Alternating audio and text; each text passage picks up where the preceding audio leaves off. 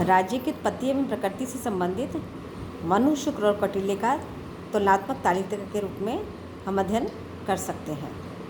मनु ने अपनी मूल रचना मनुस्मृति, शुक्र ने शुक्र नीतिसार और कौटिल्य ने अर्थशास्त्र में राज्य, उसकी प्रकृति और उसकी उत्पत्ति से संबंध अपने विचार स्पष्ट किए हैं। राज्य की उत्पत्ति के संबंध में जहाँ मनु दैवीय उत्पत्ति के सिद्धांत को महत्वपूर्ण मानते हैं, जिसमें प्राकृतिक अव्यवस्था और अराजकता की अव्यवस्था के कारण ईश्वर से उस स्थिति के लिए निकलने के लिए की गई प्रार्थना के फलस्वरूप राज्य की उत्पत्ति होती है। ठीक इसी सिद्धांत को शुक्र अपने शुक्र नीतिसार में स्वीकार करते हैं, जबकि इसके विपरीत कौटिल्य ये मानकर चलते हैं कि राज्य की उत्पत्ति ईश्वरीय इच्छा और दैवीय वरदान का परिणाम नहीं है, अपितु लोगों ने अव्यवस्था और सामाजिक असुरक्षा की स्थिति से खुद को निकालने के लिए आपस में समझौता किया। फलतः राज्य सामाजिक समझौते का परिणाम है।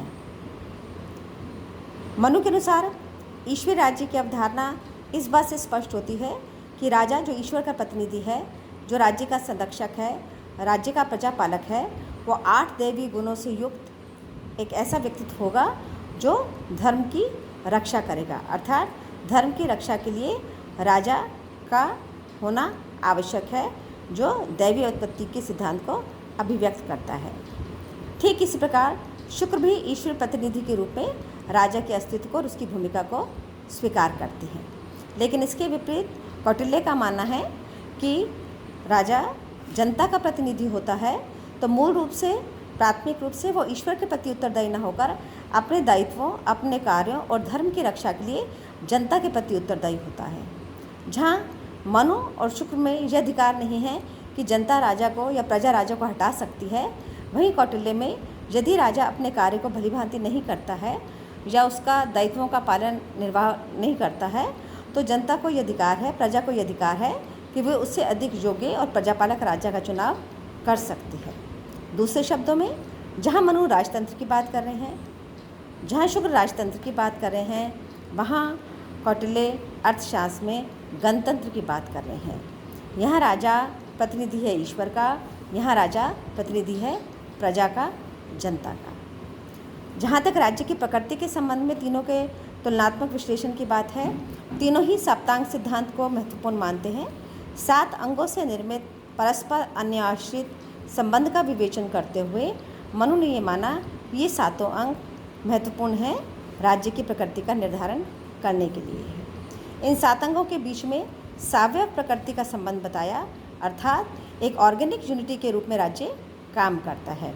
ठीक उसी प्रकार जिस प्रकार एक सघन वृक्ष, उसके पत्ते, उसकी जड़, उसका तना, उसके फल और फूलों का परस्पर संबंध होता है, बिना जड़ और वृक्ष के फल और फूलों का कोई महत्व नहीं होता। ठीक उसी प्रकार राज्य के समस्त अंगों का आपस में गहन संबंध होता है। ये संबंध परिपूरकता पर आधारित होता है और संयोजन पर आधारित होता है। सप्तांग सिद्धांत के इस सिद्धांत को कौटिल्य ने भी महत्वपूर्ण माना और बताया कि प्रत्येक अंग के पृथक रूप से अपना महत्व है और समत्वित महत्व के रूप में भी उनका एक दूसरे के रूप में स्वीकार किया जाना आवश्यक है। इसमें राजा, भूभाग, कोष, सेना, दंड, मित्र, ये सभी अंग महत्वपूर्ण माने गए हैं। राज्य के कार्य के संबंध में मनु, शुक्र और कौटिल्य तीनों ही राज्य के 2 कार्यों को महत्वपूर्ण रूप से विभाजित करते हैं। एक वो कार्य जो इंट्रास्टेट हैं, राज्य के अंतर्गत किए जाने हैं, और दूसरे वो जो इंटरस्टेट हैं, जिन्हें हम प्रशासनिक या पराष्ट्र संबंधी कार्यों के रूप में महत्वपूर्ण मानते हैं। मनु के अनुसार पराष्ट्र संबंधी कार्यों के अतिरिक्त न्यायिक कार्यों का दायित्व भी राज्य को अंतर्राज्य संबंध में या इंट्रास्टेट रिलेशंस के संदर्भ में करना होता है। वस्तुतः शुक्र राज्य की उत्पत्ति से अधिक राज्य की प्रकृति और राज्य के कार्यों को फोकस करते हैं और मूलतः प्रशासनिक कार्यों का बहुत अधिक विस्तृत विवेचन करते हैं। यही शुक्र का मेन कंट्रीब्यूशन माना जाता है। राज्य की उत्पत्ति से अधिक राज्य की प्रकृति और राज्य के कार्यों के बारे में उन्होंने विवेचन किया है, जबकि कौटिल्य अंतर्राज्य संबंधों का भी और अंतर्राज्य संबंधों का भी विशद विवेचन करते हैं, जिसमें प्रशासनिक कार्य, धर्म संबंधी कार्य, न्यायिक कार्य, सामाजिक दायित्व के कार्य, समस्त कार्यों का विशद विवेचन आवश्यक माना है।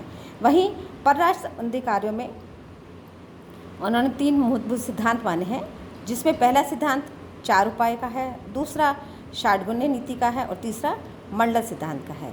हम अपने अगले व्याख्यान में इन्हीं नीति और सिद्धांतों की विशद विवेचना प्रस्तुत करें।